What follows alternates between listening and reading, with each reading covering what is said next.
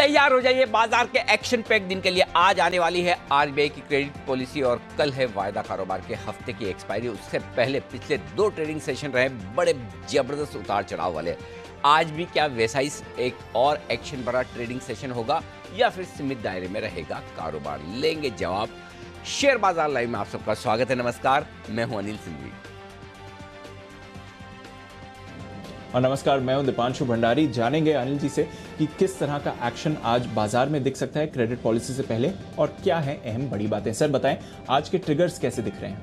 Triggers हमारे अपने हैं और दुनिया भर से भी, और दोनों ही ट्रिगर्स आपके लिए बेहद अहमियत वाले आज हैं। क्रेडिट पॉलिसी तो आज आने वाली है ही, लेकिन उससे पहले कोरोना ने फिर से एक और नया रिकॉर्ड बनाया है। हिंदुस्तान में 1,15,000 केसेस एक ही दिन में अब तक के सबसे ज्यादा है। और एक रिकॉर्ड बना है हिंदुस्तान के बाहर, और वो बना है डाउ में, वो बना है एसएनपी में। एक बार फिर से डाउ और एसएनपी ने नया रिकॉर्ड बनाया, और नया रिकॉर्ड बनाने के बाद हल्की प्रॉफिट बुकिंग आती दिखी और अमेरिकी बाजार 100 अंक नीचे बंद हुए। हमारे बाजारों के बंद होने के वक्त अमेरिकी फ्यूचर्स 35-40 पॉइंट नीचे तो उसके मुकाबले में थोड़ा सा ज्यादा, लेकिन रिकॉर्ड बनाने के बाद गवर्नर साहब आज 10 बजे पॉलिसी का ऐलान करेंगे। पौने 10 बजे से आपको जी बिजनेस पर एक बड़ा पैनल दिखेगा जो पॉलिसी की बारीकियों का विश्लेषण करेगा। गवर्नर साहब जो कुछ कहते हैं करते हैं, उसका क्या असर इकोनॉमी, बाजार और बॉन्ड मार्केट पर पड़ेगा, इसका पूरा विश्लेषण आपको सुबह पौने 10 बजे से हमारे साथ देखना है। ये कुछ बड़े ट्रिगर्स में, और आज प्राइमरी मार्केट के लिहाज से भी एक्शन भरा दिन। बारबेक्यू नेशंस, इसकी होने वाली है लिस्टिंग, और मैक्रोटेक डेवलपर्स, जिसे आप लोढ़ा डेवलपर्स के नाम से ज़्यादा जानते हैं, इसका आईपीओ भी आज खुलने जा रहा है। तो लिस्टिंग कैसी होगी और इस आईपीओ में पैसा लगाना है या नहीं, थोड़ी देर में करेंगे बातचीत पूरे विस्तार से। तो दीप, ढेर सारे ट्रिगर्स हैं आज के लिए, लेकिन इन ट्रिगर्स के बीच में आज एक बड़ी इंटरेस्टिंग चीज़ है, वो मैं आपको बताना चाहता हूं। और वो ये है कि जो मैं 6 ट्रिगर आपको हर रोज़ देता हूं, FIIs, DIIs, FnO, sentiment, trend, ये सारी ट्रिगर्स के बीच में आज के ट्रिगर्स में सबसे खास बात ये, आज मेरे ट्रिगर्स में सारे के सारे ट्रिगर्स न्यूट्रल है। मुझे आज तक ये याद नहीं आता कभी ऐसा दिन आया हो जब मैंने सारे के सारे ट्रिगर्स को न्यूट्रल रखा हो, कि एक भी ट्रिगर ऐसा नहीं है जो पॉजिटिव या नेगेटिव है, सारे न्यूट्रल है। सोचिए, इंटरेस्टिंग है ना? बहुत इंटरेस्टिंग है सर, और मैं भी यही नोटिस कर रहा था। मुझे भी आई डोंट थिंक कभी ऐसा हुआ है कि सारे न्यूट्रल रहें। कोई स्पेशल रीजन सर कि सारे के सारे न्यूट्रल ही रखें? स्पेशल रीजन है, बिल्कुल है। देखिए, सिंपल चीज़ है। न्यूट्रल क्यों है? पहली चीज़, अगर आप निफ्टी को देखेंगे तो खराब नहीं है, इनफैक्ट मजबूत है। बैंक निफ्टी को देखेंगे तो कहीं से मजबूती नहीं है, कमजोरी है। तो एक बड़ा इंडेक्स आपका पॉजिटिव संकेत दे रहा है, एक बड़ा इंडेक्स आपका नेगेटिव संकेत दे रहा है, और दोनों को मिलाकर एवरेज निकाल दें, न्यूट्रल आ जाती है। दूसरी तरफ आप देखिए, कई सारे स्टॉक्स ऐसे हैं और कई सारे सेक्टर्स ऐसे हैं जो कमजोरी की तरफ ट्रेड करते दिख रहे हैं। मसलन एनबीएफसी, बैंक्स, कई सारे दिग्गज शेयर है जहां पर करेक्शन है। दूसरी तरफ कई सारे सेक्टर्स ऐसे हैं जहां पर अच्छी खासी तेजी होती दिख रही है और वहां पर खरीदारी होती दिख रही है। तो सेक्टर स्पेसिफिक एक्शन भी पूरा है, स्टॉक स्पेसिफिक एक्शन भी पूरा है। कल के आप देखिए कमजोर बाजार में भी हार्डली कहीं आपको शॉर्ट कॉल मिले होंगे, ज़्यादातर सब जगह मजबूती वाले कॉल। कहीं एफएमसीजी स्टॉक्स मजबूत है तो कहीं केमिकल्स मजबूत है तो कहीं ऑटो शेयरों में रफ्तार आ जाती है। तो धीरे धीरे अगर आप देखेंगे तो सेक्टर स्पेसिफिक और स्टॉक स्पेसिफिक एक्शन भी बहुत है। दिग्गज शेयरों में इंडेक्स के लिहाज से देखेंगे तो बड़ा मुंह नहीं, लेकिन मिड कैप और स्मॉल कैप शेयर 55% ऊपर इंडेक्स पर बंद होते हैं, यानी कि ब्रॉडर मार्केट में माहौल तेजी का है और इंडेक्स आपको कमजोरी की तरफ इशारा कर रहे हैं।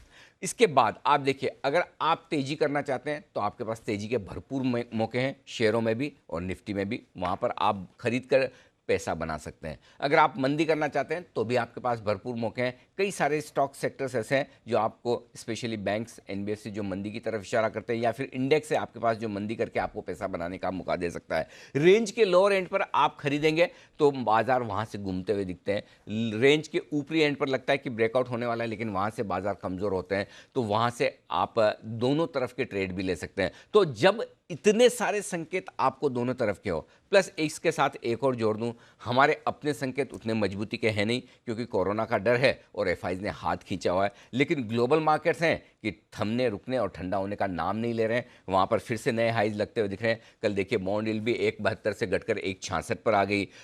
तो अमेरिकी बाजार मजबूत है, हमारे अपने संकेत कमज़ोर है। तो इतने सारे मजबूत और कमज़ोर संकेतों के बीच में ज़्यादातर जो आपके लिए आज के ट्रिगर्स निकल कर आ रहे हैं वो न्यूट्रल है। ग्लोबल न्यूट्रल इसलिए कि जितनी तेज़ी सोची, जितनी कमज़ोरी भारतीय बाजारों के बंद होने के वक्त थी, अमेरिका के फ्यूचर्स में 35-40 पॉइंट की, उसके मुकाबले में लगभग 100 पॉइंट नीचे बंद हुए हैं। लेकिन डाउ फ्यूचर्स फिर से आपके लिए थोड़े से हरे निशान में और नया हाई बनाने के बाद बंद हुए, तो कोई खास चिंता की बात नहीं। FIs के आंकड़े आगे विस्तार से बताऊंगा, न्यूट्रल है। घरेलू फंड्स के आंकड़े विस्तार से बताऊंगा, न्यूट्रल है। वायदा कारोबार के संकेत न्यूट्रल है। सेंटिमेंट न पॉजिटिव है न नेगेटिव है, आराम से दोनों तरफ के ट्रेड का है। और ट्रेंड आपका अभी तक न्यूट्रल है ही। 15,000 के ऊपर फिर से बंद होने पर पॉजिटिव हो जाएंगे, या फिर 14,500 के नीचे बंद होंगे या 14,350 के नीचे बंद होंगे, तो फिर सोचेंगे कि ट्रेंड को क्या नेगेटिव करना। तो इस लिहाज से आज के सारे संकेत दीप न्यूट्रल साइड पर है जी।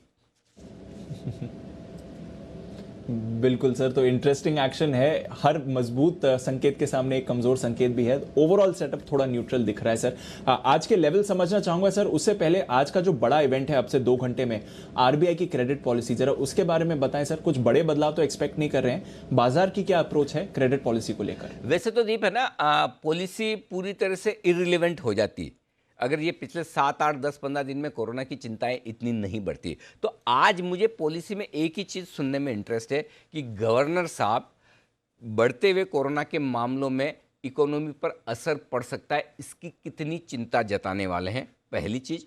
और क्या लॉकडाउन या संभावित इकोनॉमिक रिकवरी में कुछ धीमापन आने के संकेत देते हैं क्या? तो RBI की पॉलिसी में वही सबसे इंपॉर्टेंट बात है। बाकी लिक्विडिटी है सिस्टम में, कोई चिंता नहीं।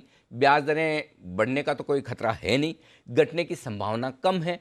उसके अलावा महंगाई दर आपके काबू में है। तो RBI गवर्नर साहब के लिए ये मतलब बहुत रिलैक्स वाली पॉलिसी है। अगर ये कोरोना वापस से नहीं आता तो गवर्नर साहब कहते हैं बड़े समय बाद मैंने इतनी आराम से पॉलिसी दी। और इस पॉलिसी में फिर ऐसे में मुझे है ना, बजाय महंगाई दर पर, ब्याज दरों पर या ग्रोथ पर फोकस करने के, क्या क्या और मैं बढ़िया एडमिनिस्ट्रेटिव मेजर्स ले सकता हूँ और उससे मैं मॉनेटरी सिस्टम को और हमारे इकोनॉमी को मजबूत कर सकता हूँ, वहाँ पर पूरा फोकस रहेगा भी। लेकिन चूंकि कोरोना एक ये नया ट्रम्प कार्ड आ गया है, पिछले 10-15 दिनों में स्पेशली चिंताएं थोड़ी ज़्यादा बढ़ी है। तो आज की पॉलिसी में गवर्नर साहब के लिए, RBI के लिए, बैंकिंग सिस्टम के लिए कोरोना क्या फिर से पिछली बार की तरह बड़ी थ्रेट, बड़ी चुनौती बन सकता है या नहीं, और यदि हाँ तो क्या RBI इसके बारे में कुछ सोच रहा है, आगे क्या किस तरह के डिसीजंस हो सकते हैं। हाल ही में एक बड़ी रिलीफ RBI सरकार और बैंक्स को सुप्रीम कोर्ट से मिली है मॉरेटोरियम वाले मामले में। अब फिर से अगर इसी तरह से लॉकडाउन के खतरे बढ़े,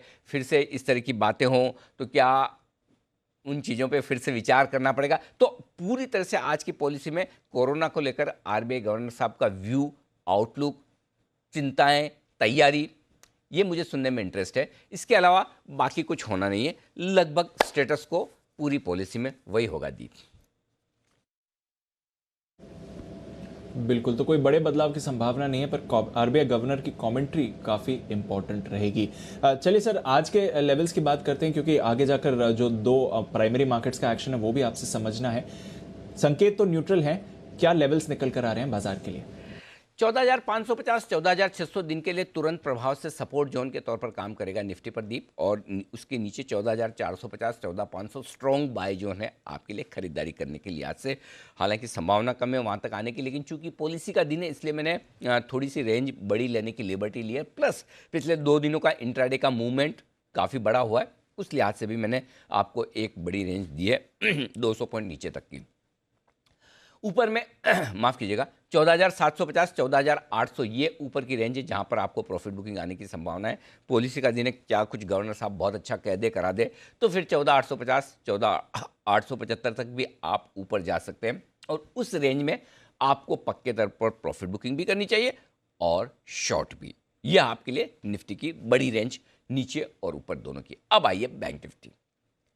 बैंक निफ्टी में 32,250, 32,350 तुरंत प्रभाव से सपोर्ट की रेंज है। पिछले 2 दिनों से 32,350 के आसपास हम सपोर्ट लेकर रुक रहे हैं, ठीक है। उम्मीद करें आज भी ना तोड़े, लेकिन आज पॉलिसी के लिहाज से बैंकों के लिए बड़ा दिन हो सकता है। तो बैंक निफ्टी किसी भी तरफ कमाल दिखा सकता है, गिरने में भी तो रिकवरी में भी। अगर रिकवरी आनी है तो बैंक निफ्टी के लिए, रिकवरी के लिए ये लेवल बहुत अच्छे हैं। जहाँ से बैंक निफ्टी को घूमना चाहिए 32,000 32,350 बहुत बढ़िया लेवल है। अगर घूमना है तो यहीं से घूमना है, और घूमने के लिए ट्रिगर और तो कोई है नहीं। कोरोना के वक्त बैंकिंग शेयरों पर बुलिश होने में कोई समझदारी है नहीं। कोरोना की वजह से अगर बाजार कमज़ोर होने और सबसे ज़्यादा असर किसी पर पड़ना है तो बैंक से एनबीएफसी पर ही पड़ना है, और इसी वजह से आप देख रहे हैं कि निफ्टी मजबूत है, बैंक निफ्टी कमज़ोर है पिछले 2-3 सेशन से। ठीक है, तो अगर बैंकिंग शेयरों को रिकवरी देनी है, शॉर्ट कवरिंग देनी है, या एक बार उछाल मारना है, तो वो गवर्नर साहब ही करवा सकते हैं। और अगर गवर्नर साहब की पॉलिसी के बाद कुछ अच्छा बोल दिया, अच्छा कर दिया, तो फिर आपके लिए 32,250 32,350 की रेंज होल्ड हो पाएगी। और अगर ऐसा ना हुआ तो 31,850 32,000 एक आखिरी उम्मीद के तौर पर आप मानकर चल सकते हैं बैंक निफ्टी पर। उसके नीचे तो बहुत ही ज़्यादा खराब हो जाएंगे, जो मैं बात करना नहीं चाहता। ठीक है, अब ऊपर की तरफ 32,850 33,000 एक हल्की रुकावट का लेवल है। 33,000 के आसपास पोजीशंस हैं वायदा कारोबार में, वो मैं डिस्कस करूंगा आगे, लेकिन वो एक हल्की रुकावट का लेवल है। उसको पार किया तो 33,150 33,300 तक की एक जगह खुलती है बैंक निफ्टी के लिए ऊपर की तरफ, जिस पर आपको रखनी है नज़र। ये तो हो गए आपके लिए बड़े सपोर्ट जोन। दिन की रेंज दे दूं दीप में आपको 14,625 14,775, ये आपके लिए निफ्टी की दिन की रेंज है। 14,575 14,850 दिन की मीडियम रेंज है। ज़्यादा संभावना है कि इसी रेंज से आप काम चला लें, और बड़ी रेंज 14,500 14,875 की निकल कर आती है निफ्टी पर।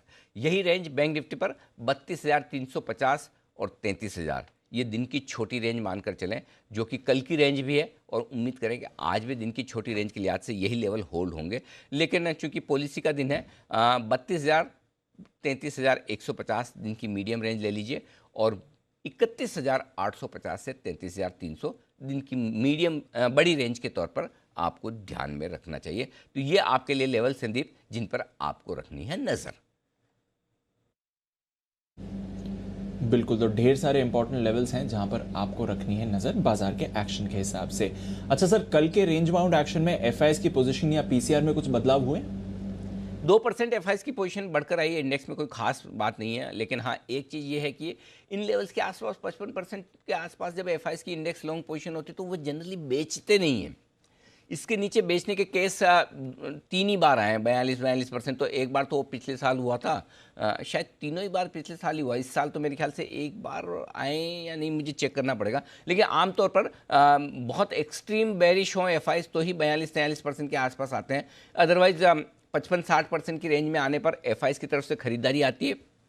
इंडेक्स में 70% प्लस पे जाने के बाद थोड़ी थोड़ी प्रॉफिट बुकिंग, तो ये रेंज है, और उस लिहाज से 54% से 2% बढ़कर आई है। पुट कॉल रेशियो हल्का सा बढ़ा है, 107 से 1.13, न्यूट्रल सा है। अगर यही 1 के आसपास होता है या थोड़ा नीचे रहता तो मैं आपको पॉजिटिव साइड पर रख देता, जैसा कल हम कह भी रहे थे कि थोड़ी शॉर्ट कवरिंग एक्सपेक्टेड है निचले स्तरों से। Put call ratio near oversold है। विक्स 2% घटा है, इसमें भी कोई बदलाव नहीं। मतलब ये भी तीनों डेटा एक तरह से न्यूट्रल टाइप के दिख रहे हैं दीप। तो आज सारे डेटा इसी तरह के हैं आपके लिए, तो कोई खास बदलाव है नहीं। अब आइए, अगर आपकी तेजी की पोजीशन है तो आपको स्टॉप लॉस क्या रखना चाहिए। इंट्राडे ट्रेडर्स आपके लिए 14,575 का रख लीजिए स्टॉप लॉस कल के लोस पर। क्लोजिंग बेसिस पर 14,500 के नीचे बंद हो तो निफ्टी में लॉन्ग पोजीशन में बने रहने में कोई समझदारी है नहीं। ये सारे लेवल्स मैं स्पॉट के बताता हूँ, कैश लेवल्स बताता हूँ, फ्यूचर्स नहीं। सुबह की कमेंट्री में रोज़ मेरे लेवल्स निफ्टी और बैंक निफ्टी के जो भी होते हैं वो स्पॉट लेवल के होते हैं, फ्यूचर का कोई भी नहीं होता। बैंक निफ्टी में 32,301 ही आपको स्टॉप लॉस रखना है और कुछ नहीं। 32,300 पिछले 2 दिनों से 32,300 को हम होल्ड कर रहे हैं इंट्राडे बेसिस पर भी। तो अगर इंट्राडे में 32,300 तोड़ें तो फिर बने रहने में कोई समझदारी है नहीं, डिसिप्लिन के तौर पर निकल जाना चाहिए। Point number 1। पॉइंट नंबर 2, 32,500 पर आप बंद हुए हैं, थोड़ा और 150-200 पॉइंट का चांस ले लें। अगर अब इसके नीचे बंद हो तो फिर क्लोजिंग बेसिस पर भी आपको बैंक निफ्टी में अपनी पोजीशन खत्म कर लेनी चाहिए। तो 32,300, वैसे 32,350 आता है, 50 पॉइंट का मैंने कुशन रखकर 32,300 का लेवल आपके लिए इंट्राडे और क्लोजिंग बेसिस पर दिया है। ये हो गया आपका लॉन्ग साइड पर। शॉर्ट है तो 14,800 ये आपका स्टॉप लॉस, इंट्राडे भी और क्लोजिंग भी। जिनको क्लोजिंग में ज़्यादा और दूर का लगाना है कि हमारे तो शॉर्ट ऊपर की है भाई, हम तो इतना नीचे का नहीं रखेंगे और रिस्क ले सकते, तो 14,850 लगाएं। बट वैसे 14,800 ठीक है, ये स्टॉप लॉस होना चाहिए। और बैंक निफ्टी पर सिंपल एक ही 33,000 का इंट्राडे और क्लोजिंग बेसिस पर। जिनकी बैंक निफ्टी ऊपर की शॉर्ट है वो 33,300 का भी रख सकते हैं। आपकी श्रद्धा पर है, आपके लेवल्स पर है, आपने कहाँ पर पोजीशन बनाई है, उस हिसाब से हर आदमी का स्टॉप लॉस इंडिविजुअली अलग अलग हो सकता है। इन जनरल 14,800 33,000 ये दोनों स्टॉप लॉस हैं जिनको दीप आपको फॉलो करना है जी। बिल्कुल सर, तो नाइस क्लियर राउंड फिगर्स हैं आपके लिए जहां पर आपको रखनी है नजर आज की एग्जिस्टिंग पोजीशंस के लिए। नई पोजीशंस कैसे बनाएं सर आज? दो तरीके हैं दीप, देखिए एक तो ये कि अगर आपको वैसे ही खरीदना है तब तो कल के लो का स्टॉप लॉस लगा के खरीद लो 14,575 के आसपास का, ठीक है। दूसरा तरीका ये है कि आप 14,575 14,625 की रेंज का इंतजार करो, वहाँ पर मौका मिले वहाँ पे खरीदिए, स्टॉप लॉस 14,500 का लगाइए, 14,675 700 735 775 800 और 850 ये दो टारगेट और ऊपर के जोड़ लीजिए। 14,775 तक के तो कल आपको मिल ही गए, ठीक है ना। तो ये ऊपर के दो टारगेट 14,850 तक के आप जोड़ सकते हैं निफ्टी में खरीदारी करने के लिए आज से। जो लोग शॉर्ट करना चाहते हैं, कल भी आपको राय दी थी 14,750 14,850 की रेंज में शॉर्ट कीजिए, मौका मिलेगा। और वहाँ से क्या मौका मिला है दिन में, फर्स्ट क्लास। और अगर आपने शॉर्ट किया तो इंट्राडे में कल आपको प्रॉफिट बुकिंग मिली भी, आज भी इस रेंज में बेचना है। अब यही है कि आप मल्टीपल लॉट्स बेच सकते हैं, 4-5 तो 14,750 पे भी बेचो, 75 पे बेचो, 800 पे बेचो, 850 पे बेचो। लेकिन जिनको एक आध बेचना है वो ऊपर के लेवल का इंतजार करें। आप कितना बेचना चाहते हैं उस हिसाब से इस रेंज में बेचना है, और कितने एग्रेसिव आप हैं उस हिसाब से बेचना है। स्टॉप लॉस क्लियर है, वो 14,900 है, इसमें कोई छेड़छाड़ नहीं। स्टॉप लॉस 14,900 का ही रखना है आपको और स्ट्रिक्टली रखना है। नीचे के टारगेट आपके जो बनेंगे वो 14,700 650 600 575 तक के बनेंगे, जिसके लिए निफ्टी में करनी है आपको शॉर्ट पोजीशन। ये हो गई आपकी बात निफ्टी की। अब बता दूं बैंक निफ्टी। अब दीप वैसे तो 32,350 खरीदने का लेवल है, लेकिन वहाँ से हम ज़्यादा दूर है नहीं, 150 पॉइंट, और रोज बैंक निफ्टी थोड़ा थोड़ा नीचे सरक रहा है, तो थोड़ा कॉन्फिडेंस कम है। क्योंकि दो बार आपने 32,350 को नॉक किया है। कल का लो था आपका 32,338, ठीक है। परसों का लो था 32,330, ठीक है। तो इस बार तीसरी बार नॉक किया, 32,300 के 330 के आसपास पहुँचे और दरवाज़ा खोल दिया, तो फिर नीचे की रिस्क खुल जाती है 32,000 तक की। तो इसलिए अगर आप एग्रेसिव ट्रेडर हैं तो 32,325 350 के आसपास खरीदिए। एग्रेसिव ट्रेडर नहीं है तो इंतजार कीजिए, फिर आप 32,000 के आसपास आने दें, वहां खरीदिए, वहां जरूर खरीदना चाहिए। तो बैंक निफ्टी में आप रुक कर खरीदें, कोई चिंता नहीं। अब इसमें एक ही आज के लिए है ना, जो ट्रिक है वो पॉलिसी की है। अगर आरबीआई पॉलिसी नहीं होती तब तो फिर मैं कहता था कि हाँ आराम से यहाँ पर ले लीजिए और 32,000 पे और ऐड कर लीजिए। तो आप प्री पॉलिसी पोस्ट पॉलिसी देख लीजिए कि पोस्ट पॉलिसी बाजार किस तरह से बिहेव करता है, किस तरह से मूव करता है, कैसे ऊपर नीचे होता है। 9:45 बजे है तो पैनल हो गई और 10 बजे पॉलिसी आई जाएगी। गवर्नर साहब की प्रेस कॉन्फ्रेंस 12 बजे है, तो 10 बजे तो एक बार वो पॉलिसी में बता देंगे जो बताना है कि क्या क्या बदलाव किए, तो उस समय आपको बड़ा बड़ा अंदाजा लग जाएगा, ठीक है। तो आपको 32,000 के नज़दीक ज़्यादा सेफ है खरीदारी करने के लिहाज से। ये आपके लिए हो गया बैंक निफ्टी का खरीदारी का रेंज। थोड़ा बड़ा है लेकिन पॉलिसी के लिहाज से इसको देखिए। तो आप एग्रेसिव नहीं है और होना भी नहीं चाहिए, तो 32,000 के आसपास खरीदिए। 31,850 का लगाइएगा स्टॉप लॉस, 32,425 32,500 32,575 32,600 32,875 और 32,975 850 और 975 ये सारे टारगेट हैं जो आ सकते हैं। कोई बड़ी बात नहीं है, आ सकते हैं। अगर आप इस रेंज में, आप 1000 पॉइंट की रेंज आजकल बैंक निफ्टी के लिए 800 पॉइंट 1000 पॉइंट की रेंज बहुत छोटी बात है, रोज ही होता है। तो इसलिए आराम से आ भी सकते हैं, चिंता न करें। इस रेंज में खरीद कर आप इस लेवल पर बेचने के बारे में सोच सकते हैं। अब आइए बैंक निफ्टी शॉर्ट। 33,000 के आसपास शॉर्ट है।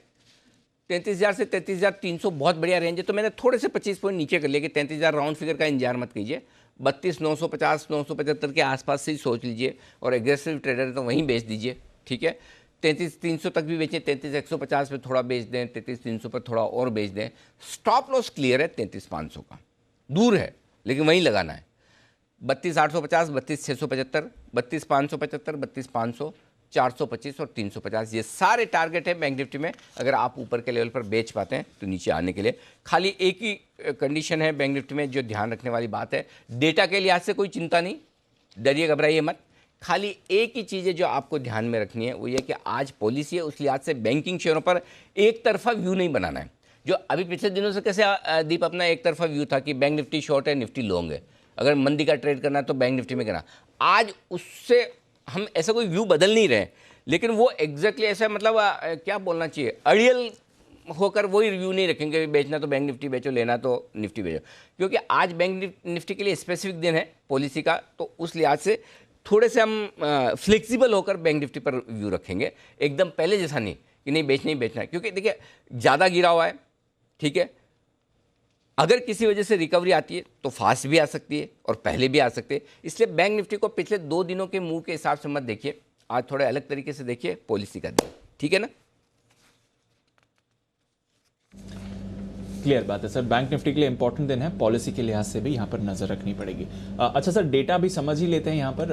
एफआईआईज का जो एक्शन हुआ है कल, उससे क्या समझें, क्योंकि वायदा कारोबार में तो बड़े फिगर्स हैं, कैश मार्केट में भी बिकवाली ही है। कैश मार्केट में 1100 करोड़ की बिकवाली की है एफआईज ने, लेकिन वायदा कारोबार में 300 करोड़ के इंडेक्स फ्यूचर्स खरीदे हैं, 150 करोड़ के स्टॉक्स फ्यूचर्स, 450 करोड़ की नेट खरीदारी है और दोनों जगह ओपन इंटरेस्ट घटा है, तो हल्की फुल्की शॉर्ट कवरिंग की है उन्होंने।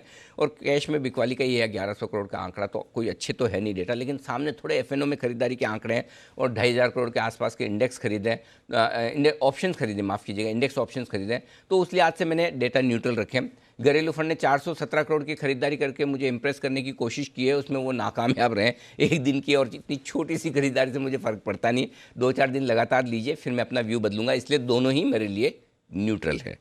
अब आइए एफएनओ के डेटा, 14,700 आपके लिए थोड़ा रस्साकशी वाला मेक और ब्रेक लेवल है। 14 लाख शेयर पुट हैं, 17 लाख शेयर कॉल्स हैं, लगभग बराबरी का, लेकिन है बहुत छोटे। 14,800 ये पार करने में थोड़ा निफ्टी को पसीना आएगा, ये आज डेटा में दिख रहा है। क्यों दीप? 38 लाख शेयरों का ओपन इंटरेस्ट है 14,800 के कॉल्स में, ये थोड़ा बड़ा है, तो 14,775 14,800 के आसपास आपको बिकवाली आ सकती है, प्रॉफिट बुकिंग आ सकती है, ये ध्यान में रखिए। 14,750 के ऊपर से कभी भी आ सकती है, ये ध्यान में रखिए, क्योंकि 14,800 पर कॉल राइटिंग काफ़ी होकर रखी है, उसे पार करना आसान नहीं है, जल्दबाजी नहीं है। नीचे बड़ा सपोर्ट 14,500 के आसपास, ये 27 लाख शेयरों का ओपन इंटरेस्ट है पुट में, तो ये आपको लेवल ध्यान में रखना है। अब आइए बैंक निफ्टी। बैंक निफ्टी बड़ा इंटरेस्टिंग दिख रहा है दीप।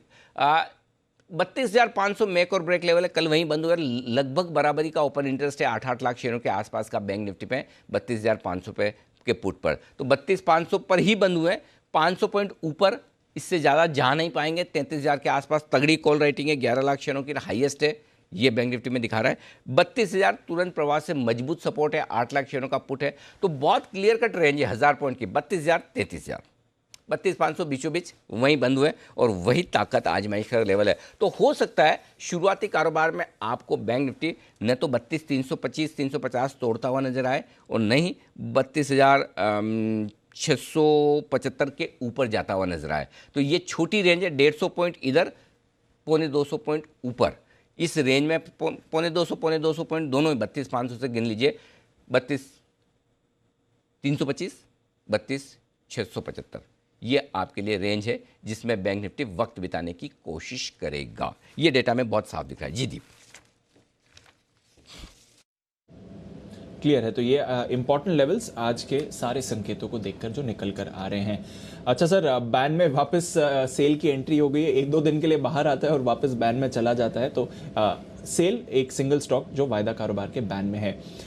मेटल स्टॉक्स में सर बढ़िया एक्शन है, और एक और मेटल स्टॉक जिसके बारे में हम कल भी चर्चा कर रहे थे, वेदांता, इसका ओपन ऑफर आज खत्म हो रहा है सर, कोई राय, फ्रेश राय वेदांता पर, और कौन से लेवल्स इंपॉर्टेंट रहेंगे? देखिए, सिर्फ आपने डीप ट्रेडिंग के लिहाज से खरीदा है, तब तो मैंने आपको पहले कहा था कि आप 220 में लीजिए, 235 में आपका ओपन ऑफर में टेंडर कर दीजिए, पूरा ही चले जाएगा लगभग, नहीं तो 75% तो जाएगा, और उस लिहाज से हेजिंग कीजिए। तो आप देखिए अभी तक का जो नंबर है आंकड़ों का, उस हिसाब से तो 65 करोड़ के सामने मुश्किल से 12-13 करोड़ की बोली आई है। हो सकता है आखिरी दिन ज़्यादा आती है, लेकिन फिर भी मेरा ये समझना है कि जिस तरह का अब तक रुझान है, जिस तरह की शेयर प्राइस है, शायद ही वेदांता को, जो प्रमोटर्स हैं उनको 17.5% जो खरीदना है वो पूरा का पूरा शेयर इस ओपन ऑफर में मिले, तो जो लोग टेंडर करेंगे 100% एक्सेप्ट हो जाएगा। अब बड़ा सवाल है कि रिटेल इन्वेस्टर्स को टेंडर करना है या नहीं, तो मेरा जवाब बहुत साफ है, कब आज से नहीं, कब से ही साफ है। मतलब 90-95 रुपये से हम लगातार खरीदने की राय दे रहे थे, 130-140 के आसपास जब डीलिस्टिंग ऑफर था, तब अकेला शायद मैं ही था जिसने मना किया कि वेदांता के लिए आप बिल्कुल भी टेंडर मत कीजिए, डीलिस्टिंग में देना नहीं है।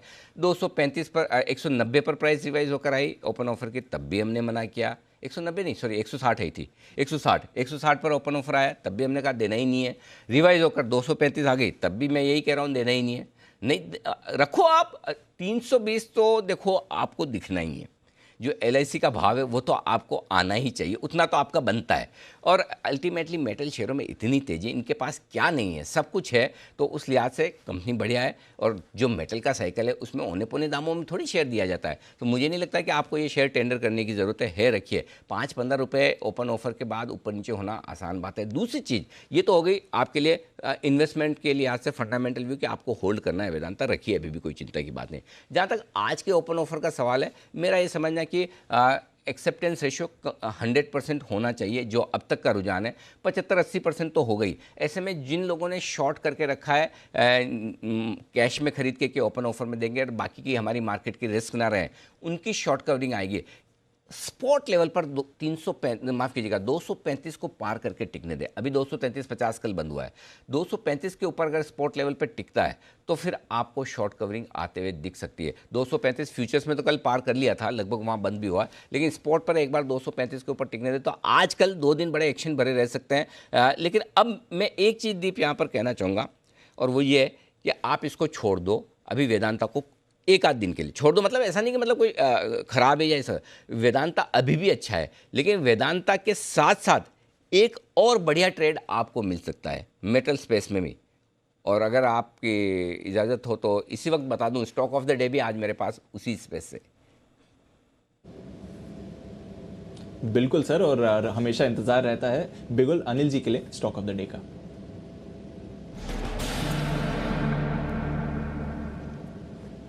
तो वेदांता ग्रुप की कंपनी है दीप, और वो है हिंदुस्तान जिंक। अब यहाँ पैसा बनेगा आपका। वेदांता का डीलिस्टिंग ऑफर में जितना प्रोमोटर स्टेक बढ़ा पाए वो उनकी जगह है।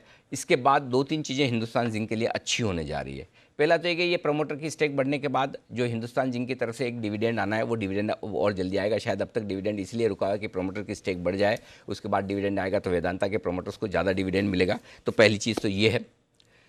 दूसरी चीज़ जो हिंदुस्तान जिंक के लिए कल बाजार बंद होने के बाद बंद होते होते जो खबर आई थी, जिसमें सरकार ने कहा कि हिंदुस्तान जिंक में जो सरकार की बची हुई हिस्सेदारी है उसको बेचने के बारे में आगे बढ़ रहे हैं। हो सकता है मई तक इसके बारे में कोई डिसीजन लिया जाए। अब सरकार के पास जो हिस्सेदारी है, वेदांता ग्रुप काफ़ी लंबे समय से खरीदारी करने की उम्मीद में है, वो चाहता भी है। अब सरकार उसे डायरेक्टली वेदांता ग्रुप को अच्छे दामों पर बेचती है या टाटा कम्युनिकेशन की तरह ऑफर फॉर सेल के जरिए इन्वेस्टर्स को बेचती है, जो भी हो वो बेचेगी यहाँ से प्रीमियम पर भी, और उससे पहले शायद आपको एक डिविडेंड भी आता हुआ दिखे। तो ये दोनों ही हिसाब से। और दूसरी बात है कि हार्डली 10 के पी मल्टीपल पर स्टॉक अभी ट्रेड कर रहा है। तो जो मेटल सेक्टर में स्टॉक है उनमें एक सस्ता शेयर भी है, सबसे सस्ता शेयर आप मान सकते हैं। तो इन सबको देखते हुए मुझे लगता है हिंदुस्तान जिंक यहाँ से आपको आराम से आने वाले 2-3 महीनों में 100 रुपये तक की तेज़ी, 400 रुपये तक की टारगेट्स के लिए तेज़ी दिखा सकता है। तो अब आपको डिलीवरी लेकर हिंदुस्तान जिंक रखना चाहिए। 300 रुपये के आसपास कल बंद हुआ है। यहीं पर 300 रुपये, 295 रुपये पर, अच्छा 301 रुपये, मुझे शायद कल की क्लोजिंग प्राइस वो 307 रुपये के आसपास की थी, वो याद रही। 295 स्टॉप लॉस कर लीजिए, 295 का स्टॉप लॉस कर लीजिए, इसमें 5 रुपये नीचे का 295 का स्टॉप लॉस रखिए। 317, 325, 335 ये सारे टारगेट हैं जिनके लिए हिंदुस्तान जिंक में आपको खरीदारी करनी चाहिए। जी दीप।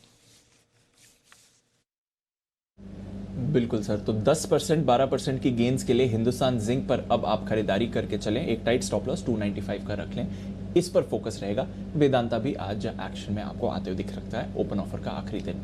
अच्छा सर, अब आईपीओ मार्केट में जो एक्टिविटी है उस पर नजर डालते हैं। सबसे पहले तो फोकस कर ही लेते हैं जो आईपीओ आज खुल रहा है, मैक्रोटेक या लोधा डेवलपर्स, क्या राय देंगे यहाँ पर? अवॉइड, लिस्टिंग गेन के लिए अवॉइड करें। वैसे कुछ अच्छी चीज़ें भी हैं कंपनी के बारे में और कुछ चीज़ें ऐसी हैं जिनकी वजह से मैं अवॉइड करने की भी राय दे रहा हूँ। पहले अच्छी बातों पर फोकस कर लेते हैं। ब्रांड बहुत स्ट्रॉन्ग है दीप। मुंबई के, महाराष्ट्र के रियल एस्टेट मार्केट में, हिंदुस्तान के रियल एस्टेट मार्केट में लोढ़ा का नाम है। बहुत ही स्ट्रॉन्ग ब्रांड है। एग्जीक्यूशन कैपेसिटीज़ बहुत ज़बरदस्त है। वर्ल्ड क्लास प्रॉपर्टीज़ इन्होंने मुंबई में बनाई है। ट्रैक रिकॉर्ड बहुत तगड़ा है प्रमोटर्स का रियल एस्टेट मार्केट में, और यंग प्रमोटर्स हैं। अभिषेक लोढ़ा 40-41 साल के हैं, नॉलेज ज़बरदस्त है, काम करके भी दिखा रहे हैं, तो वो एक अच्छा है। मुंबई में एक बहुत बड़ा प्लेयर है जो मुंबई की प्राइसेस को डिसाइड कर सकता है, रियल एस्टेट की प्राइसेस को मूव कर सकता है, तो उस लिहाज से एक मजबूत पकड़ वाला ब्रांड है। प्रमोटर है। तो ये अच्छी चीज़ें हैं मैक्रोटेक के नाम से, लोढ़ा के नाम से जिसको आप ज़्यादा जानते हैं, बट ये अच्छी बात है। लेकिन फिर ऐसे में लिस्टिंग गेन्स के लिए अवॉइड करने की राय क्यों है, उसके 2-3 कारण। पहला, डेट काफ़ी ज़्यादा है इस कंपनी पर। हालांकि पिछले 3 सालों में धीरे धीरे कंपनी ने डेट कम किया है, लेकिन डेट कम करने के बावजूद भी अभी भी डेट काफ़ी हायर लेवल पर है। डेट इक्विटी रेशो जो इसका लोढ़ा का है वो बड़े रियल इस्टेट प्लेयर्स में इस वक्त जो लिस्टेड प्लेयर्स हैं उसमें देखेंगे तो सबसे ज़्यादा आपको नज़र आएगा।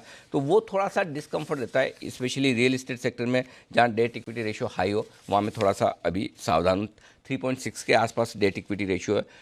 आप देखिए DLF का 0.2 है, गोदरेज प्रॉपर्टी का 0.9 है, ओबेरॉय रियल्टी का 0.2 है। तो उस लिहाज से हालांकि 1500 करोड़ डेट रिपेमेंट में भी ये यूज़ करेंगे जो IPO से पैसा आ रहा है, लेकिन थोड़ा और मैं कर्ज कम होते हुए देखना चाहता हूँ, जिससे एक तो बैलेंस शीट मजबूत हो जाए और दूसरा फाइनेंस कॉस्ट, ब्याज की जो कॉस्ट है वो इनकी कम हो जाए, उसके बाद देखेंगे।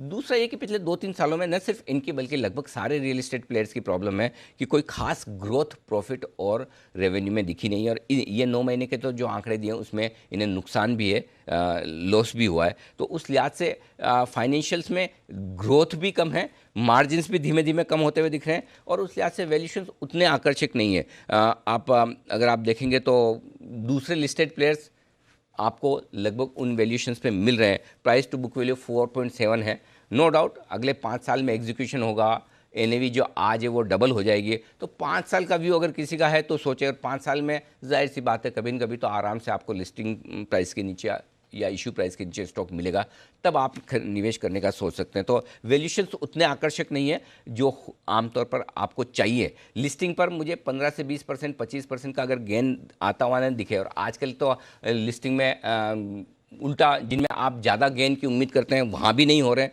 तो फिर ऐसे में कंफर्ट और जो वो कुशन है लिस्टिंग गेन के लिहाज से वो मिसिंग है। तो अगर वो 20%, 25% ऊपर लिस्टिंग होने की संभावनाएं दिखें, तो अब तो मैं आपको स्ट्रांगली कहूँ कि लिस्टिंग के लिए लगा लीजिए या लॉन्ग टर्म के लिए भी लगा लीजिए। तो लॉन्ग टर्म इन्वेस्टर्स हैं, लिस्टिंग के बाद इंतजार कर सकते हैं, और शॉर्ट टर्म में लिस्टिंग पे बड़ा पैसा बनेगा इसकी संभावना कम दिखती है। एक और इंटरेस्टिंग चीज़ है, कल मैं एंकर बुक देख रहा था। अब इस एंकर बुक को आप दोनों तरीके से देख सकते हैं। एक तो ये कि इस पूरी एंकर बुक में लंबे समय बाद दीप मुझे ऐसा दिखा कि सिर्फ एक HDFC म्यूचुअल फंड ऐसा है लोकल फंड्स में जिसने पैसा लगाया है, बाकी और कोई भी म्यूचुअल फंड नहीं है जिसने लोढ़ा के मैक्रोटेक के IPO में पैसा लगाया हो।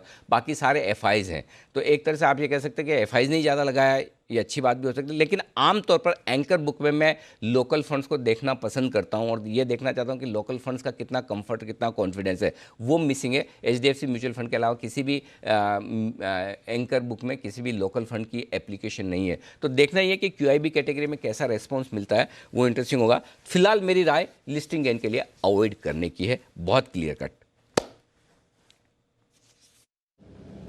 क्लियर स्ट्रैटेजी है सर, तो लिस्टिंग गेन के लिए अवॉइड करेंगे, ये है आपके लिए राय मैक्रोटेक पर।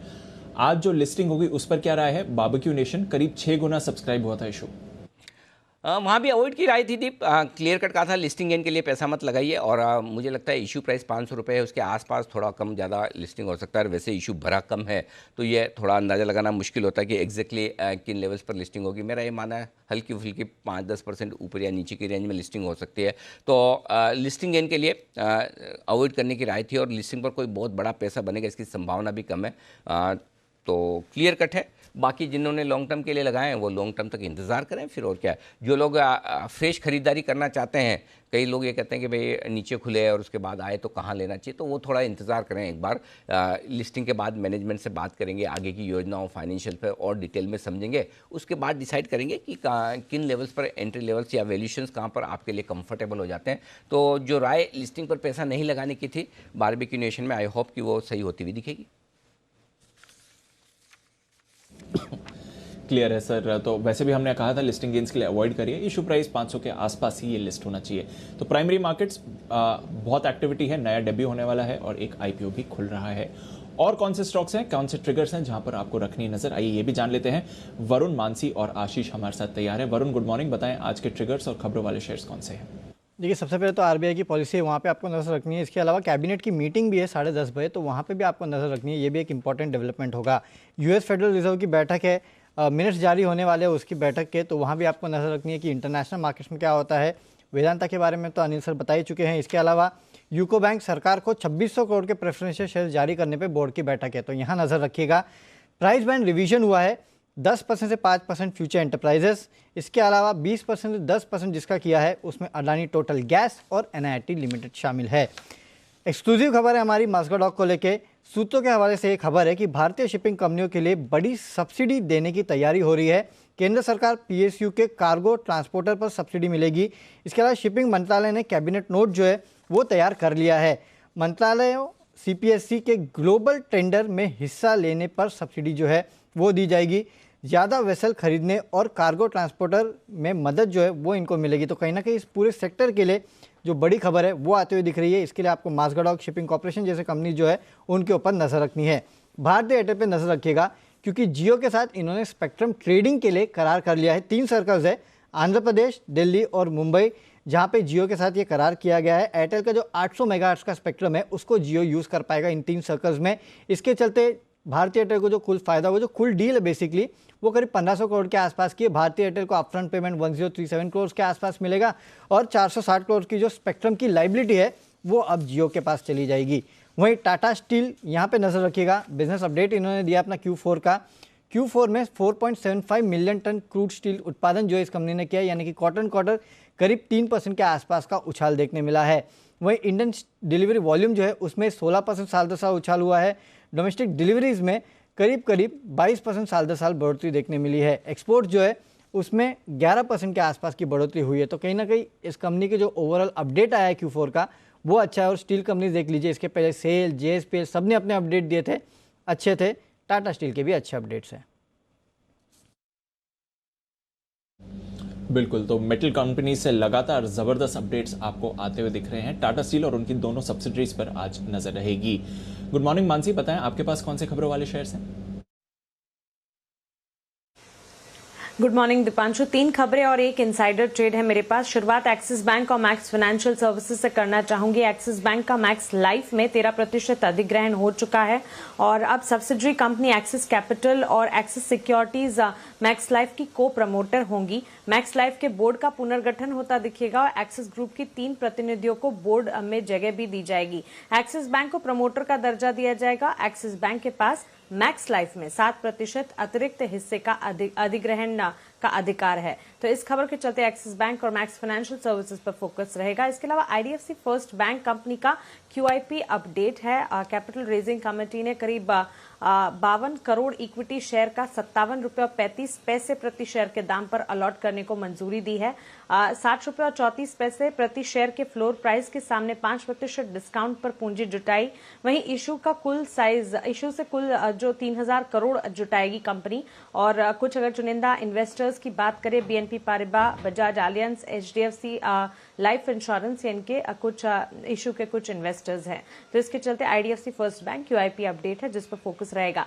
IEX पर फोकस कीजिए। मार्च महीने में पावर की औसत स्पॉट प्राइस जो है उसमें 65% का उछाल आया है। मार्च महीने में स्पॉट प्राइस जो है 4 रुपए और 6 पैसे प्रति यूनिट था। ज्यादा गर्मी के चलते ये बड़ी डिमांड आती हुई दिखी है। और एक इनसाइडर ट्रेड है GMR इंफ्रास्ट्रक्चर पर। प्रमोटर GMR इंटरप्राइज ने 1 करोड़ 65 लाख शेयर्स बेचे हैं 31 मार्च के दिन। ओके, तो ढेरों स्टॉक्स हैं, खबरों के दम पर आपको एक्शन में आते हुए दिखेंगे। आज ब्रोकरेजेस क्या कह रही हैं ये भी एक बार देख लेते हैं FIR में।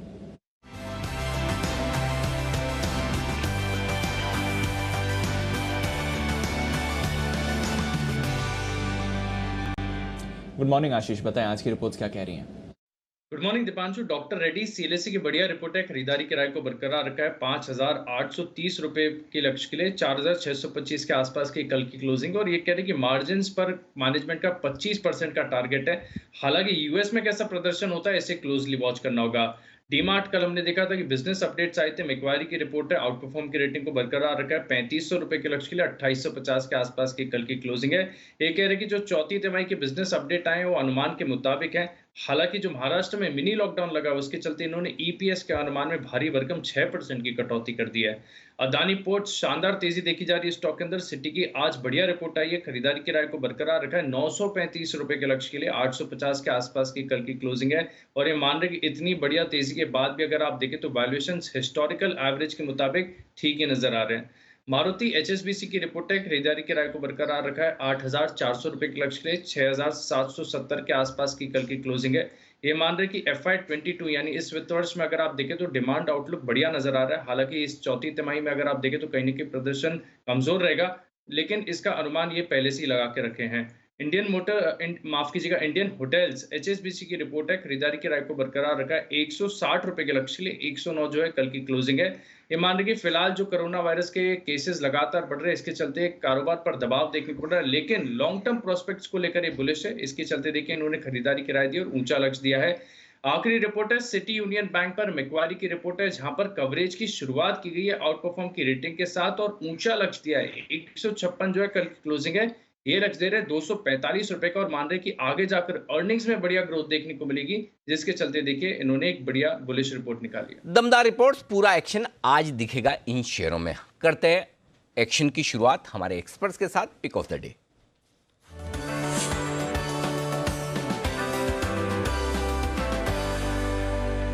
शुभ शुरुआत शुभम जी के साथ। सुप्रभात, बनाएं sir. Good morning Anil ji. आज का जो ट्रेड है वो खरीदारी की राय है हिंदुस्तान पेट्रोलियम पर। तो HPCL को अगर हम देखें, even though oil marketing companies पिछले कुछ समय से ज़्यादा प्राइस परफॉर्मेंस देखने को नहीं मिला है, लेकिन HPCL अपने रीसेंट सपोर्ट से रिबाउंड होता हुआ दिखा। और पिछले 5-6 दिनों का अगर हम डेटा को देखेंगे तो यहाँ पे ग्रेजुअली मार्जिनल लॉन्ग्स ऐड होना शुरू हो चुके हैं। तो मुझे लगता है कि ये सपोर्ट को HPCL रिस्पेक्ट कर रहा है और अब यहाँ से एक मीन रिवर्जन हमें आता हुआ दिखेगा। तो 240 के स्ट्राइक का कॉल ऑप्शन के थ्रू हम एक ऑप्शन ट्रेड यहाँ पे बिल्ड कर सकते हैं। 5 रुपए के लगभग ये ऑप्शन क्लोज हुआ था। यहाँ पे लक्ष्य होगा 8 रुपए का और स्टॉप लॉस मेंटेन करें 3.5 रुपए पे। तो HPCL पे आज खरीदारी की राय। ओके, 3.5 का स्टॉप लॉस, 8 रुपए का टारगेट। यहाँ पर HPCL में करें कॉल ऑप्शन में खरीदारी। ये है राय आपके लिए शुभम जी की। और ये कॉल ऑप्शन आपको लेना है 240 वाला, 235 पर हुआ है बंद। ओके, वागले साहब गुड मॉर्निंग, बताएं sir. Anil ji good morning, Deepanshu good morning. मेरा आज कंडीशनल कॉल है। जिस तरह से स्टॉक्स की मूवमेंट्स हो रही है, निफ्टी कहीं भी नहीं जा रहा है, इंडिविजुअल स्टॉक्स, चुनिंदे स्टॉक्स मूव हो रहे हैं। मैंने चूज किया है PI इंडस्ट्रीज। ये 2306 का बंद है। अगर 2345 के ऊपर चलता है, जो मुझे लगता है आज जाना चाहिए, तो इसमें मेरा बाय ट्रिगर हो जाएगा, जो हम ड्यूरिंग द मार्केट बात करेंगे। तो 2345 के ऊपर ही बाय करना है। 20 से 22 रुपए का स्टॉप लॉस लेना है 2322 का, और मेरा टारगेट 2430 का है। मुझे लगता है 100 से 150 रुपए की मूव आनी चाहिए। ओके, 2430 के टारगेट के लिए करें खरीदारी, लेकिन 2345 के ऊपर ही। सुमित जी सुप्रभात, बताएं सर आपका पसंदीदा शेयर आज के लिए। गुड मॉर्निंग अनिल जी। Anil ji, SBI life charts के ऊपर अच्छा दिख रहा है। एक करेक्शन के बाद कल पहला दिन था जब SBI लाइफ में लोअर लेवल से एक स्मार्ट बाउंस बैक देखने को मिला है। तो SBI लाइफ के अंदर अब ये मूव एक्सटेंड होना चाहिए और यहां से एक अच्छा अपसाइड मूव देखने को मिलना चाहिए। आज के लिए और आने वाले कुछ दिनों के लिए SBI लाइफ में लॉन्ग पोजीशंस इनिशिएट करें। जिन्होंने कर रखा है वो लोग पोजीशंस होल्ड करें, क्योंकि अभी कल पहला दिन था जिसने लास्ट 5 दिनों के हाई ब्रेक हुए और एक स्ट्रॉन्ग कैंडल अपसाइड की तरफ फॉर्म होते हुए देखने को मिली। तो जैसे ये 900 का लेवल तोड़ेगा ऊपर में, तो स्टॉक के अंदर मोमेंटम बढ़ेगा और ऊपर में 925 रुपए से लेके 940 रुपए तक का मूव जल्दी शॉर्ट टर्म में ऊपर की तरफ देखने को मिलेगा। स्टॉक का जो नीचे में सपोर्ट है 870 875 के पास है, तो वो नीचे में स्टॉप लॉस लगाएं 870 का। 890 900 के बीच में खरीदारी करें 925 से 940 के टारगेट्स के लिए। ओके, 925 940 ये दो रखें टारगेट, करें खरीदारी SBI लाइफ में। ये है राय आपके लिए सुमित जी की तरफ से आते हुए। स्टॉक मजबूती के साथ ऊपर जाने को तैयार है। बंसल जी गुड मॉर्निंग, बताएं सर आपने क्या चुना है आज। गुड मॉर्निंग अनिल जी। मेरा पिक ऑफ द डे है फिलिप्स कार्बन। फिलिप्स कार्बन पर खरीदारी की राय है 198 का स्टॉप लॉस है। 215 215 के टारगेट के लिए फिलिप्स कार्बन है मेरा पिक ऑफ द डे। नाम सुना सुना सा लग रहा है, कल कहीं सुनने में आया था इसका नाम, कुछ आपको भी आइडिया है? बिल्कुल अनिल जी, पूरा आइडिया देखिए अनिल जी। मेरा भी पूरा इरादा आज बागले जी जैसे कंडीशनल कॉल देने का था, कंडीशन के साथ, बट मैंने अनिल जी दिया नहीं, क्योंकि अगर मैं कंडीशनल कॉल देता बागले जी को तो आपने छोड़ दिया। उनकी सीनियरिटी का मद्देनजर रखते हुए मुझे आप बोलते हैं काम नहीं करा है। तो अनिल जी काफी खोजबीन के बाद मुझे फिलिप्स कार्बन मिला फिर ध्यान आया कल आपने दोपहर को दिया था, हाँ। तो मैंने कहा सबसे सेफ बेट है फिलिप्स कार्बन दे देता हूँ और सुबह सुबह आपसे एक धन्यवाद भी ले लूंगा। हाँ चला तो बोल देना कि देखिए मेरी कॉल आज की काम कर गई, नहीं चला तो बोलना सर आपने कल 2000 में दिया था, देखो चला नहीं। तो इसलिए मैंने सोचा कि आपने धन्यवाद लेने का इरादा रखा नहीं, तो मैंने याद दिला कि आपको बोल दूं कि धन्यवाद दे दूं आपको। बिल्कुल कल के लिए फिलिप्स कार्बन ब्लैक मैंने कल के 2000 में दिया था 208, 218, 225 के टारगेट के लिए, और फिलिप्स कार्बन ब्लैक में बंसल जी का इरादा है 215 रुपये के लिए खरीदारी करने का, 198 के आसपास लगाइएगा स्टॉप लॉस। ओके, कुणाल जी भी तैयार है अपनी पिक के साथ। सर गुड मॉर्निंग, बताइए।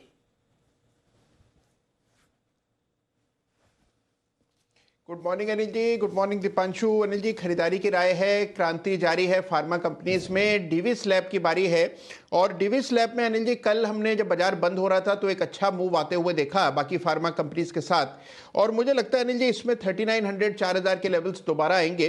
खरीदारी करके चले, यहाँ पर 3640 रुपए पर 3640 का एक स्टॉप लॉस रख लें।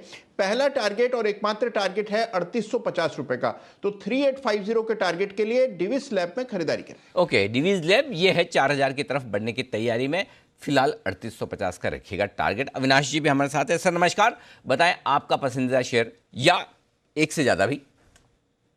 गुड मॉर्निंग अनिल जी और गुड मॉर्निंग दीपांशु। जो आज का पिक है, मुझे आईटी सेक्टर में एचसीएल टेक पसंद है। इनफैक्ट अनिल जी, हमको लग रहा है कि आने वाला जो क्वार्टर रहेगा, मैनेजमेंट की कमेंट्री स्पेशली डिजिटल स्पेस में काफ़ी इंपॉर्टेंट रहेगी। शेयर अभी काफ़ी अच्छे अट्रैक्टिव वैल्यूएशंस पे चल रहा है। मुझे लग रहा है कि जिनको रिजल्ट्स के पहले भी लेना है वो ले सकते हैं, और रिजल्ट्स के बाद भी हमको लग रहा है कि ये एक अच्छा आउट परफॉर्म रहेगा। तो यहाँ पे करीबन मीडियम टर्म व्यू ले तो करीबन 1250-1300 का टारगेट पॉसिबल लग रहा है। और दूसरी कंपनी जो ऑटो कंपोनेंट स्पेस में है, जो हमने पहले भी रेकमेंड की थी, वो जमुना ऑटो है। हमको कंपनी से ये पता चला है कि वॉल्यूम ग्रोथ बहुत ही तगड़ा Q4 में आने वाला है, और जिस प्रकार का इनका मार्केट शेयर, ये करीबन 70% मार्केट शेयर इस प्रोडक्ट में एंजॉय करते हैं पैराबोलिक स्प्रिंग्स में, और कमर्शियल व्हीकल का जो ग्रोथ मोमेंटम है वो आने वाले साल में भी बढ़िया रहेगा। तो 6 से 12 महीने की अवधि के लिए अगर कोई लेना चाहे तो मुझे लग रहा है कि 100 रुपये का टारगेट प्राइस पॉसिबल है। तो जमुना ऑटो और एचसीएल टेक, ये दो काउंटर्स मुझे लग रहा है काफ़ी अट्रैक्टिव है, और यहाँ पे डेफिनेटली खरीदारी करनी चाहिए। ओके, तो ये है वो तमाम स्टॉक्स जहाँ पर आपको करनी है खरीदारी। वायदा कारोबार से एचसीएल टेक पसंद है, और जमुना ऑटो कैश मार्केट का स्टॉक जो पसंद है इस वक्त अविनाश जी को। आइए कुछ और स्टॉक्स जो रहेंगे भरपूर एक्शन में, और आपको पक्के तौर पर याद कर रहे होंगे कुणाल जी, आशु सर, भारतीय एयरटेल के लिए अच्छी खबर। रिलायंस जियो के साथ इन्होंने स्पेक्ट्रम ट्रेडिंग का करार किया है। न सिर्फ भारतीय एयरटेल के लिए बल्कि शायद पूरे टेलीकॉम सेक्टर के लिए अच्छी खबर कि शायद प्राइस वॉर कम होता हुआ दिखे, और टेलीकॉम कंपनियां सारे आगे चलते हुए इस तरह के करार को दाम बढ़ाने के तौर पर यूज़ करें। आप भारतीय एयरटेल के चार्ट्स देखकर तैयार रहिए, तब तक मैं एक बार इस खबर पर अविनाश जी की फंडामेंटल राय ले लूँ। अविनाश जी, कैसे देखते हैं आप इसे भारतीय एयरटेल और रिलायंस के लिए? नहीं, मेरे ख्याल से अनिल जी ये दोनों कंपनीज के लिए काफ़ी अच्छा है। ये भारतीय एयरटेल का जो स्पेक्ट्रम है, जो रिलायंस जो पैसा देख के यूटिलाइज करेगा, आपके लिए भारतीय एयरटेल और रिलायंस पर आपके लिए राय। भारतीय एयरटेल के चार्ट्स बताइए कुणाल जी।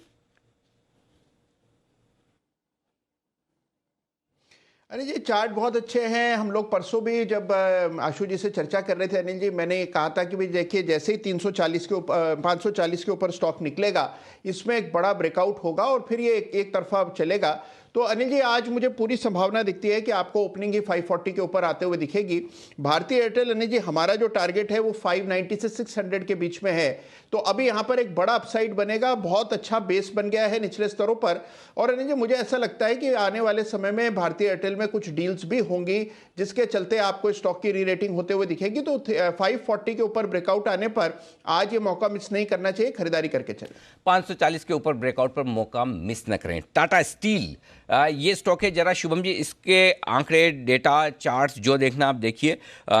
इसका भी तिमाही अपडेट आया है, दमदार, बहुत ही ज़बरदस्त आंकड़े आते हुए दिखे हैं, प्रोडक्शन के, डिलीवरी के, हर एक तरीके से। बताएं सर, टाटा स्टील खरीदना चाहिए? अनिल जी, टाटा स्टील में मुझे लगता है कि ये जो न्यूज़ आया होगा उसका प्राइस एक्शन पे ऑलरेडी काफ़ी बड़ा इम्पैक्ट हमें देखने को मिल चुका है, क्योंकि पिछले 5-6 दिनों में ऑलमोस्ट 690 के लेवल से ऑलमोस्ट 870 का लेवल अब जाकर के स्टॉक ट्रेड कर रहा है। तो मुझे इस लेवल पे खरीदने में कंफर्ट नहीं है। अगर जस्ट इन केस कोई पुल बैक मिलता है और 840 के आसपास मिलता है तब मुझे लगता है बेटर होगा एक फ्रेश ट्रेड बनाना। तो पुल बैक का वेट करें, 840 के आसपास आता है तब खरीदने की राय होगी। ओके, 840 थोड़ा नीचे में खरीदना ज़्यादा ठीक है। यूको बैंक का जरा इस स्टॉक पर राय दीजिए सुमित जी। कल क्लोजिंग में आपने यूनियन बैंक बोला था, यूको नहीं, लेकिन हाँ यूको बैंक के लिए खबर ये कि आज ये बोर्ड बैठक है और 2600 करोड़ के प्रेफरेंशियल शेयर सरकार को जारी किए जाएंगे। फॉर्मेलिटी वाला ही मामला है, लेकिन मुझे ऐसा लगा कि शायद आपने कल यूको बैंक रिकमेंड किया था, फिर बाद में देखा तो लास्ट में तो यूनियन बैंक था, बट अब पूछ लिया तो चार्ट बता दीजिए इसके। अनिल जी, चार्ट्स में तो कोई दम नहीं लग रहा है, चार्ट्स तो खराब ही दिख रहे हैं। 11.5 अगर ऊपर में टूटा तो कोई ऊपर का मूव आएगा, नहीं तो स्टॉक वीक ही है। और नीचे में अगर 10 रुपए 50 पैसे के लेवल टूट गए तो और खराब हो जाएगा। तो 11.5 के ऊपर कोई मोमेंटम या कोई दम बनेगा, नहीं तो जस्ट अवॉइड वाला सही नहीं है। Okay, IDFC first bank, Avinash ji जरा इस पर आए दीजिए। इनके जो QIP आया था उसकी प्राइसिंग आ गई है, 57 रुपये 35 पैसे पर इन्होंने शेयर अलॉट किए। स्टॉक थोड़ा नीचे बंद हुआ है कल, 55 रुपये 35 पैसे के आसपास, वहाँ से 2 रुपये ऊपर अलॉटमेंट हुआ है, लेकिन जो फ्लोर प्राइस थी 60 रुपये 35 पैसे के आसपास, उससे 3 रुपये नीचे भी।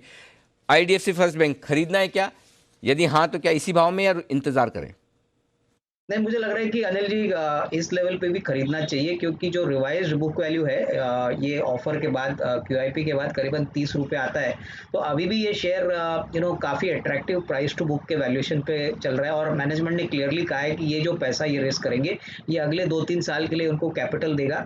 ऑलरेडी हमने देखा है कि कासा रेशो इनका करीबन 40% के ऊपर गया है और सबसे बड़ी बात इनका MSME और SME सेक्टर में बहुत अच्छा ग्रोथ हमने देखा है।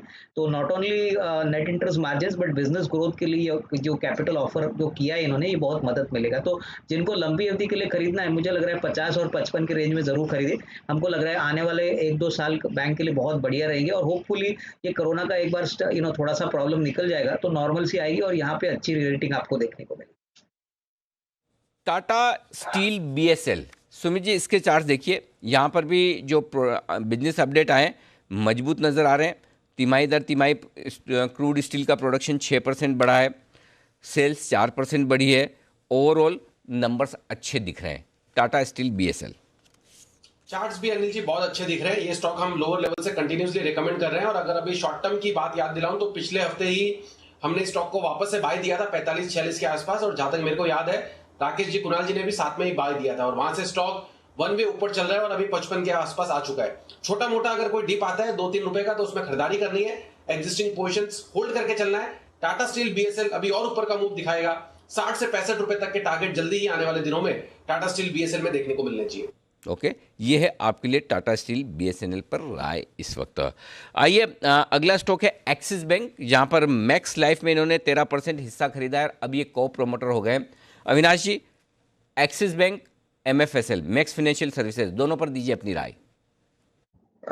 मुझे लग रहा है कि एक्सिस बैंक में रिस्क रिवॉर्ड काफ़ी अच्छा है, क्योंकि जिस प्रकार की डील हुई है हमको लग रहा है कि एक्सिस बैंक को ये इक्विटी ट्रांजैक्शन करने के बाद डेफिनेटली इंश्योरेंस स्पेस में एक अच्छा फुटहोल्ड मिलेगा। काफ़ी समय से ये डील चल रही थी, तो एक्सिस बैंक मुझे लग रहा है Anil ji is definitely looking more attractive compare to Max financial. Max financial में भी लॉन्गर टर्म में इंश्योरेंस स्पेस में पोटेंशियल तो अच्छा है, लेकिन इंश्योरेंस स्पेस में हमको जो स्टॉक पसंद है वो SBI लाइफ है। हमको लग रहा है बहुत ही अट्रैक्टिव वैल्यूएशन पे चल रहा है, तो अगर गिवन अ चॉइस मैं समझता हूँ एक्सिस बैंक को खरीदिए, बहुत ही निचले लेवल पे मिल रहा है और आने वाला जो चौथी तिमाही होगा प्लस आने वाला साल रहेगा वो बैंक के लिए काफ़ी अच्छा रहेगा। इन्होंने काफ़ी हद तक अपनी कोविड के प्रोविजंस भी किए, तो क्लियरली आगे आने वाला साल होपफुली नॉर्मल होता है तो एक्सिस बैंक में लंबी तेजी देखने को मिलेगी।